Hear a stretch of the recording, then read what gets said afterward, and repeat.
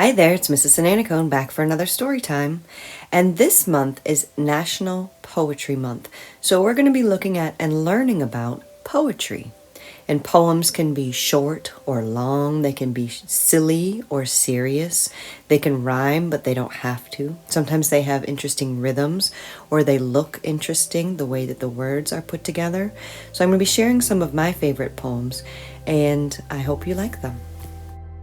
And as you listen to these poems, I want you to be a reflective communicator. I want you to think about, what do you think a poem is about? What is it trying to say? Or how does it make you feel? And I want you just to listen to the language and the words and what's trying to be communicated. The first poems come from a book called Jumping Off Library Shelves, a book of poems.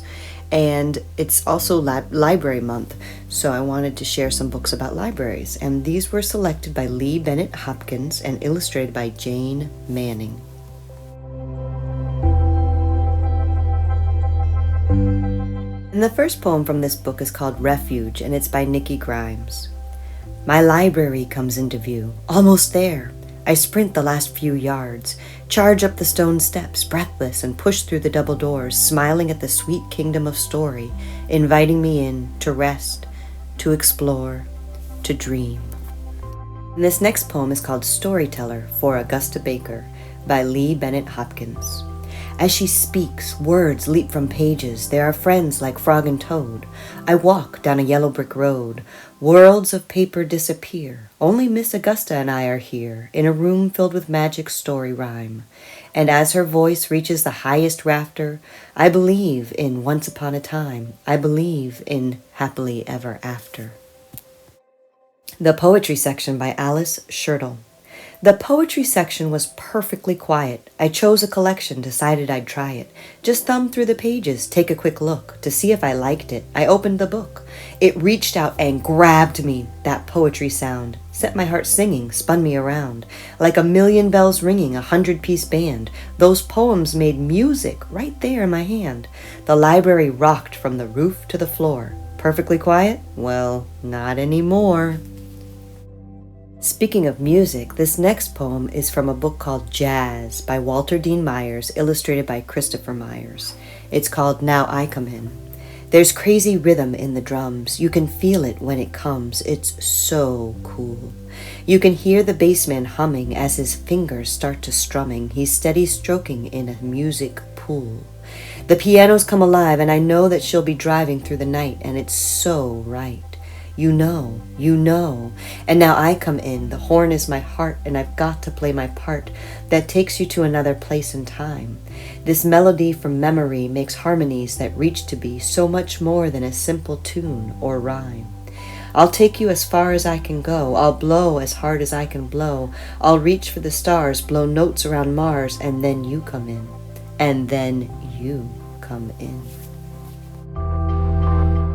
This next one is called Three Voices. Bass, thumb, thumb, thumb, and thumbing. I feel the ocean rhythm coming. Thumb, thumb, thumb, and thumbing. I feel the midnight passion humming. Piano, sweet and gentle, so surprising. Music fills us, hear it rising, like a charming angel choir, reaching, preaching, souls on fire. Horn. What can I add with my horn? Is it a new sound born because we are together? Or is it just a melody that's leading me to where I want to be and loosed from my tether? And is it really not surprising that our spirits are all rising and drawing us even higher? Three souls on fire.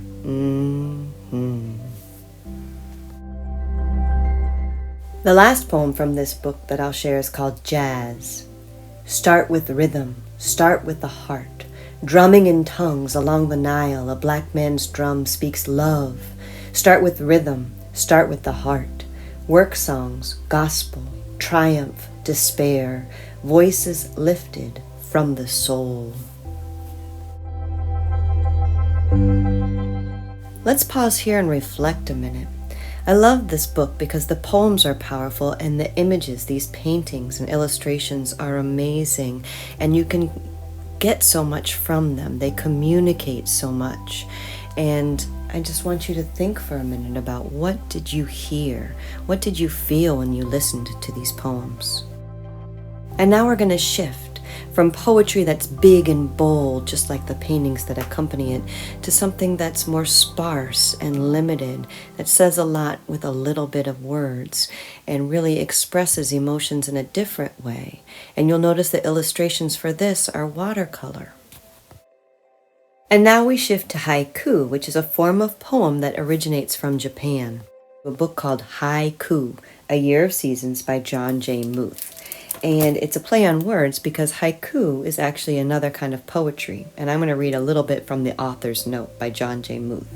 Haiku is a poetic form that originated in Japan. Traditionally, it was made up of 17 sound parts called on, divided into 3 lines with 5, then 7, then 5 on. But English syllables and on are not the same. Haikus that are direct translations into English are often shorter than a total of 17 syllables. So over time, haiku has evolved and changed. And the last thing that I'll leave you with about haiku is that haiku is like an instant captured in words. New leaves, new grass, new sky, spring.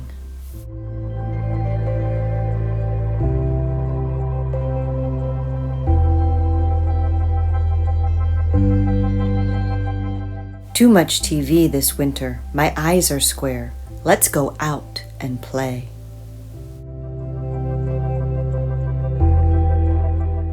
Perilous tic-tac-toe. X's and O's sometimes become dragons.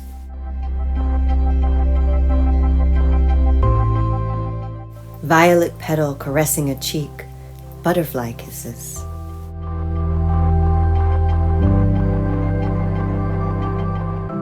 Water catches every thrown stone. Skip, skip, splash.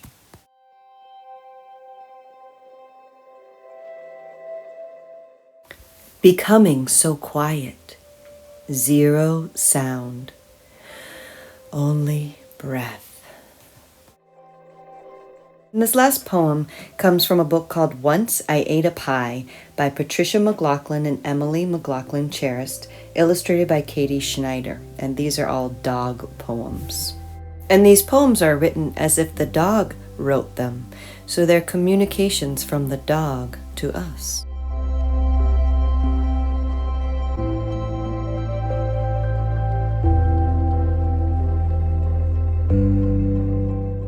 And this one's called Mr. Beefy.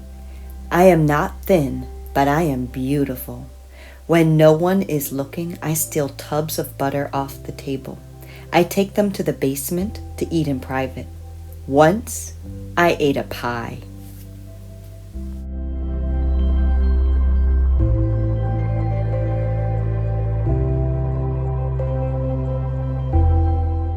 This one is called Darla. I don't like other dogs. I like people, and I like the cat who lives with me. When I want to go out, I bat the bell that hangs next to the door.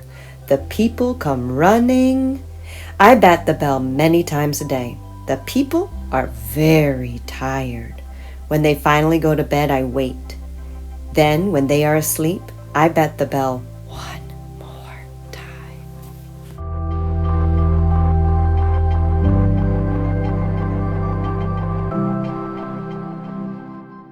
This one is called Abby. I do not steal, I borrow. Other dogs' bones and stuffed animals, balls and pull toys. My people's slippers and socks and sweaters and underpants. But my favorite things to borrow are kitchen things. Loaves of bread from the counter, meat off a plate, anything in a bowl. I don't have to give those things back.